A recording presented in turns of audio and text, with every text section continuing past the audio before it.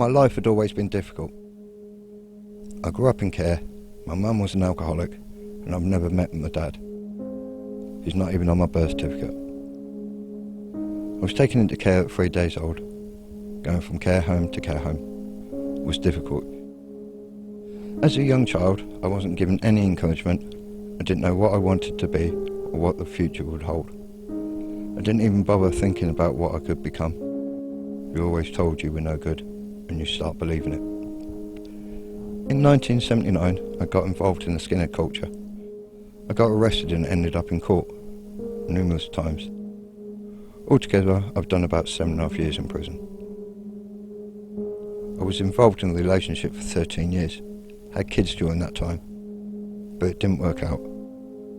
In May 2016, I became homeless. I was not able to see my kids. I felt low. I didn't have any support. It was tough. You don't talk to the other homeless lads about your problems. You keep it bottled up. I was living on the streets for just under 5 months. The last time I went to church, I was growing up in care and was made to go on a Sunday. I didn't enjoy it.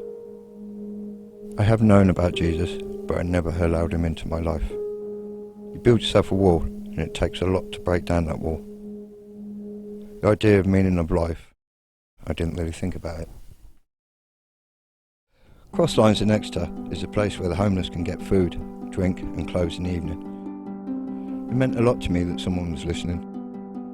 One night I was standing outside Crosslines and Mike Solomon came out and talked to me. He said, "Why don't you come along to church? I could get free coffee and biscuits." I thought, I got nothing else to lose. First time I came into church, I ran in and hid behind the pillar. I was nervous because of the way I look, my appearance and tattoos. You can normally see it in their eyes that people are judging you, but not here at church. I didn't feel that. I felt all the love and warmth. I knew there was something I was missing, and I didn't know what. The first couple of weeks I found it hard not to cry during the service. It was a special feeling being accepted for who I was and not judged. I became a Christian in the service one Sunday. It felt natural. It felt right. About 3 months in being part of the church, I decided to get baptised. I felt that was my next step. I was shaking on my baptism. I've been in front of Crown Court judges and never felt like that before. My biggest fear was my friends accepting me as a Christian.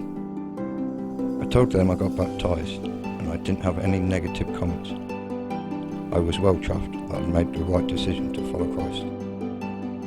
When I first came to church, I didn't have anything. Living in a tent, full of anger, not seeing my kids, I had an empty space. Because of church and being accepted, my confidence grew. I have a flat, I get to see my kids every 2 weeks. You walk into this church and you feel the power and the love as soon as you walk through the door.